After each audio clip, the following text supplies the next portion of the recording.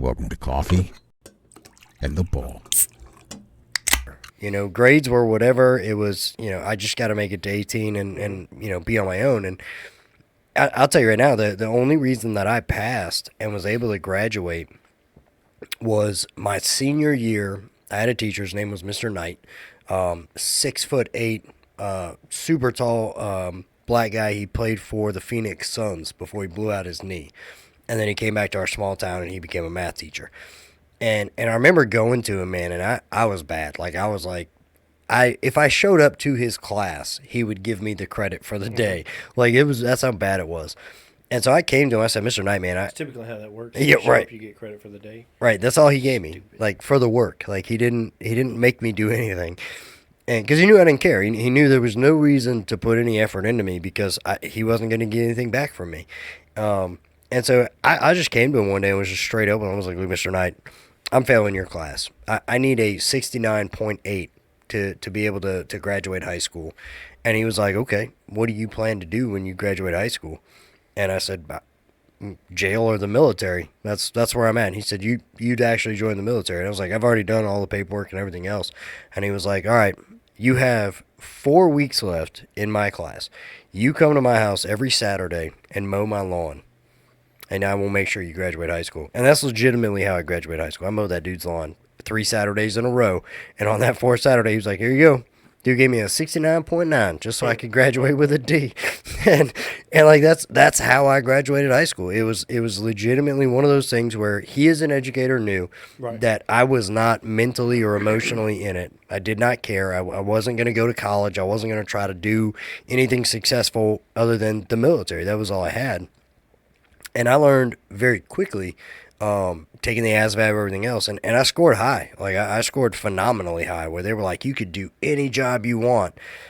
And my dad, God love him, because my dad was like, look, son, I don't want you to do what I did in the military. I don't want you to get stuck trying to find a job. I want you to go to a field, like, go be an airplane mechanic or a helicopter mechanic or, something that will get you further through the door, because believe it or not, a lot of military helicopter mechanics actually go into supervisory roles in that field in the civilian side of it, and a lot of there's a specific task you can do where you can actually become a testing pilot through that military program. And my dad was really pushing me for it. He was like, bro, you become a helicopter pilot, when you get out, like, that's bank. That's stupid money, paycheck. He's like, and you could live even better than I live.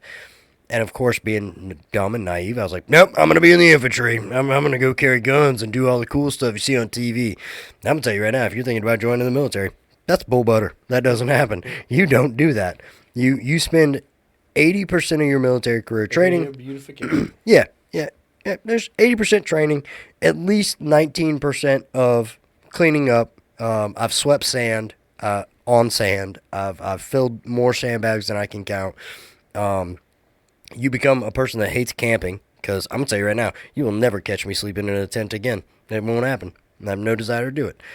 But you get into positions where you realize no one cares. Mm-hmm. And that's kind of where we're at, is like the military. Nobody cared above you. If what you're doing in your day-to-day doesn't affect my day-to-day, I don't care what you do. Right. And that's the mentality we have now is, or I have now, is if what you're doing doesn't affect my day-to-day, I don't care. And in law enforcement, the welcome to the shit show moment, I had mine with you, and it was, a lot of people think the guys from the military kind of gravitate towards law enforcement because there is a similarity in the camaraderie. There is a similarity in the uniform and appearance and rank structure and things like that. But I'm here to tell you, it is not the same as far as the dramatic effect goes when you get into those chaotic scenes. And I did over 10 years in the military. I've been in chaos. I've been in war. I've been in these hectic situations where you had to be in control. Even if you were scared, shitless, you had to be in control. And the law enforcement kind of equivalent is not the same. It's completely different. Like I said, I vividly remember our moment where it was like, oh shit, this is real life. This is happening right now. This is like, a mile from my house. Like this is all stuff that's where my brain went. This is real. This is what you decided to do, and it gravitated. So when we went to that second place that we worked, I remember some of the younger guys, and we were in a pretty chaotic scene at one point, and I remember seeing your response to getting somebody's mind on track, and my response, and because we had two newer officers that were with us, and when you're in a chaotic situation, your tone of voice changes, your demeanor changes. You're not aggressive over the top, but you're very direct, and I'm focusing you on what task I need you to do so that you don't mess this up. And in my case, I revert back to a different tactic where it's now's not the time, get to work, and we have a different approach, but we're basically doing the exact same thing in that moment.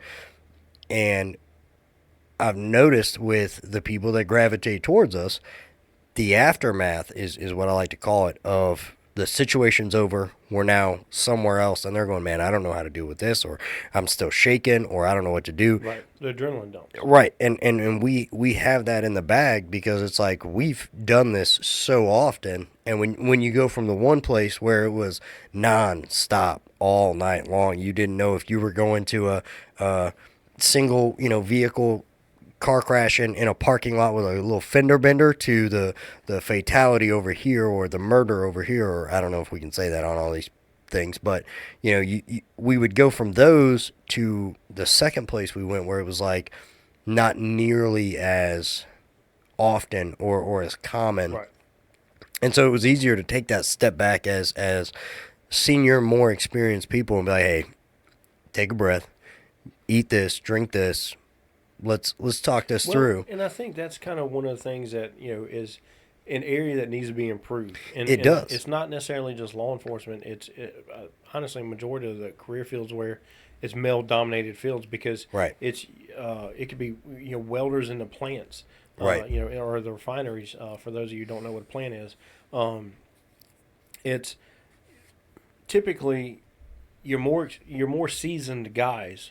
Right. Look at the new guys and be like, "Oh my God, this this is just down, yeah. scraping the bottom of the barrel." Right. Ran out of the barrel. We just hire anybody. And so we send a lot of people send some hate to the new guys, and it's not necessarily intentional. It's just kind of avoidance. It's like, right. He's dumb. He's not going to learn anything. He doesn't. This ain't meant for him. Well, it right. can be. You just got to pull him to the side. And that's what you run into with a lot. Or what I've seen in law enforcement is a lot of your more seasoned guys who is no fault of their own. They've been through a lot of different things that have changed their mentality. Where now they don't want to deal with a lot of newer people because they don't want to see that ambition change from right. I want to help people to I just want to go home. They don't want to see that transition take place, and so a lot of seasoned guys are they take the approach that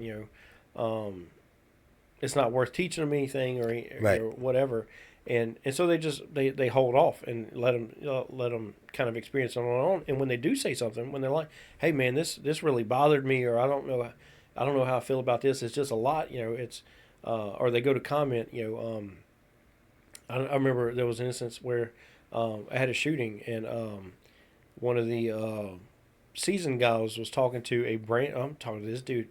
I think it was like third or fourth day on shift, and he's sitting there talking about how they should have handled this shooting or whatever. And I remember one of the seasoned guys, basically, hey, shut your mouth. And he was saying, he said a lot more colorful words than that, but we're trying to keep it clean. He's like, hey, shut your mouth. You don't know nothing. You don't know shit about shit. Right. He's and he made him go sit back in his unit and all this other stuff. And it's like you take that approach. Well, now you can't go up to that new guy and tell him anything. Now right. You're not going to teach him anything because he doesn't want to deal with you. Right. You just bad dogged him. Right. In front of everybody. And so that's why I like our approach with newer people, where you try to pull them to the side. Hey, this is what you're going to go through. Hey, you're cold right now, even though it's 100 degrees outside. Right, and You're right. shaking. That's because your adrenaline's working out of you and stuff like that. So yeah, it's one of the things where it's unfortunately that's a big area where we can use a lot of improvement. Right. Is trying to take and focus on some the newer guys coming up behind us. But one of the things I like and talk about nobody really the world doesn't care about you is and you'll see it right now because this is actually New Year's week. You'll see it here in just a minute. Right. It's Right. Hey, this is my New Year's what do they call Resolution? it? Resolutions. Yeah. New Year's resolution. New Year, new me. new me. Yeah, they've been doing New Year, new me for 20-something Right. 100 years. I can tell you right now, if you know me, it's a new year. Right. I'm the same old me, and I'm gonna keep telling you exactly how I think and feel. Watching. If I was a meaner person, I would hop on like Facebook or whatever, and the different people who post, "Hey, New Year, new me. This is what I'm going to lose this much weight, or I'm going to do this. I'm going to buy this car, or buy this house, or propose, or whatever the goal is." I always want to be like, "So how's that going?" Like, come 2 weeks in, I want to. You don't even have to wait till like summer. Right. Just wait till like January 3rd. Be like, "Oh, how's that going?" "Oh, I'm having a cheat day." Bro, I catch. Been going to the gym or plan on going to the gym, getting that rock star body. Bro, you got a cheat day on on January 3rd. Right, I catch myself so often, and look, I'm not a body shamer. I don't make fun of other people's bodies. He makes fun of mine all the time because you're my friend. But I always feel bad when it's somebody who's clearly overweight and they're doing everything they can to lose weight, and they post like a before and after. Like, oh, I've lost 40 pounds, and they show like the before and after, and I don't see a difference, and I have to stop myself because I really want to be like, do more, but like I don't because that's being a dick, and I don't want to be that guy. But I think that the majority of the problem with the whole New Year's New Me is we as people are geared, like our brain is geared for immediate results. Mm-hmm. You cannot, I don't care who you are, you anticipate an immediate result. And when you don't get that immediate result, it's disheartening. So you're like, I'm done. I tried it. It didn't work out. I gave it 2 weeks. Well, my metabolism's bad. Right. No, I'm just really big like boned. cheeseburgers. Right, that's what it is. I like cheeseburgers. That's the only reason I haven't lost any weight. I just like cheeseburgers too much. So the thing about it is like, when you wake up and you start doing your tasks for the day, I'm going to go wash the dishes. And as soon as the dishes are done, you put in the work and now you have a result. And you didn't have to take days to do it unless you're at my house because I don't wash the dishes. I hate it. But I think that's why a lot of people quit because you get that ambitious, like, it's a new year and I'm going to start over, and then you don't. You don't follow through because you went to the gym for 2 weeks and you got nowhere with it. And well, so let's take a little bit different approach. And this is, if you're about to change the station or channel, don't do it. Let's take it from a standpoint. Some people don't follow through with their resolutions because, hey, they don't have self-control. Right. Or, they set an unrealistic goal or whatever. But let's say it is something, where, somebody's trying to better themselves and they just keep falling short. I think sometimes it is where you can have these ideals, especially coming, you're at the tail end of the Christmas season. Right. You just, had a great time with family, or hopefully you had a great time with your family.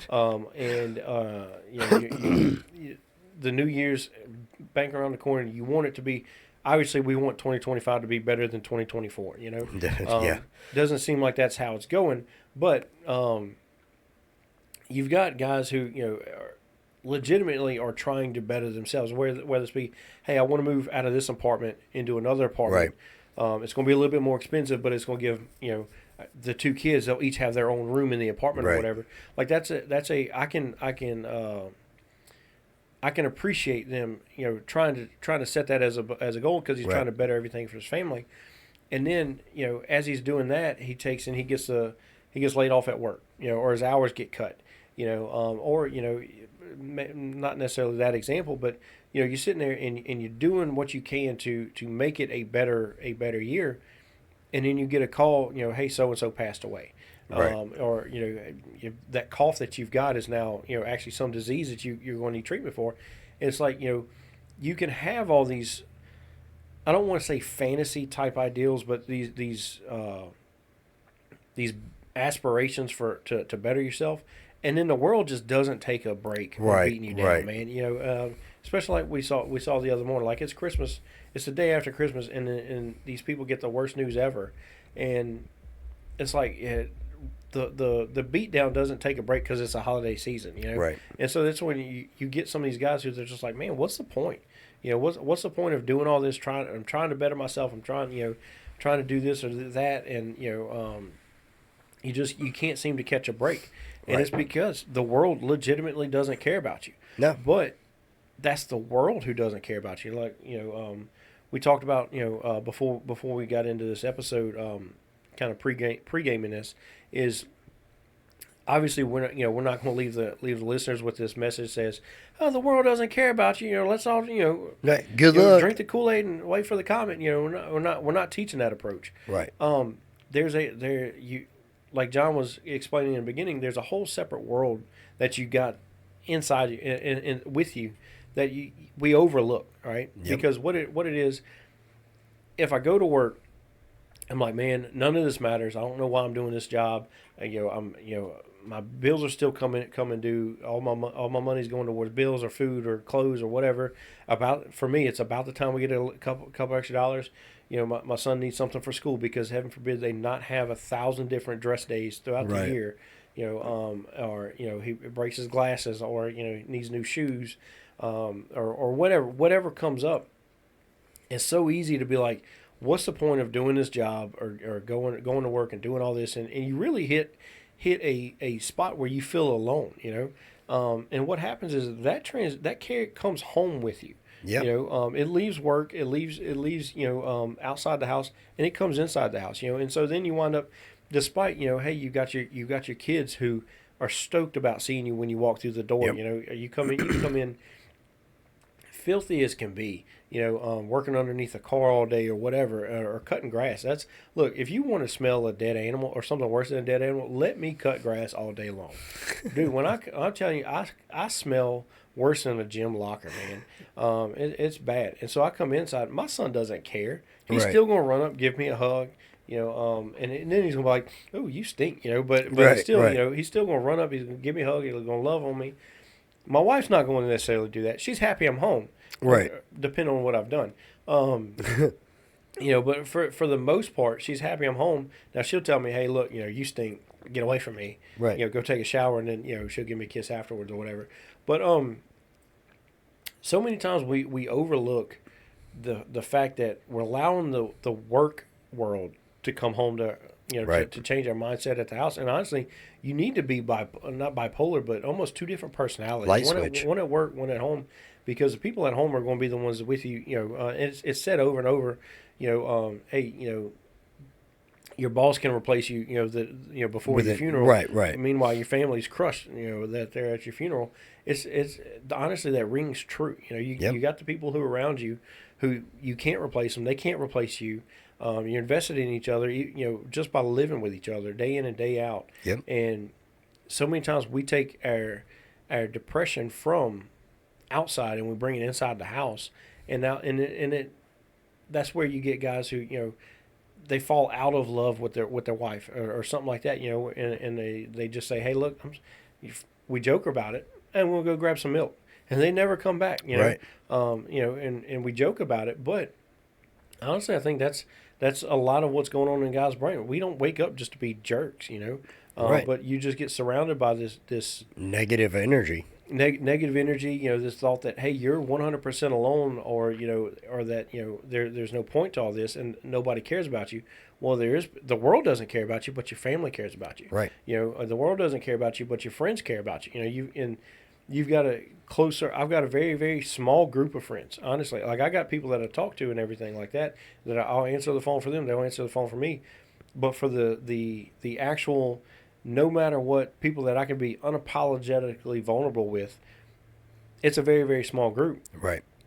But I'd like to say that most of us have that. Some people don't. Some people, they're either super introverted, or something like that. Typically there's somebody somewhere we overlook it. Right. Someone or something. Because I know there's some people got a pet. Some people who they've got a dog, and man, God help you if you hurt that dog. Right. You better John Wick it.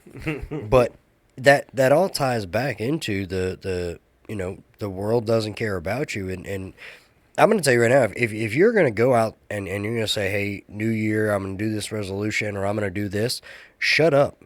Don't tell anybody. Don't post it on Do it Facebook. for you, Don't not for glamour. exactly. Keep your mouth shut about it, because what's going to happen is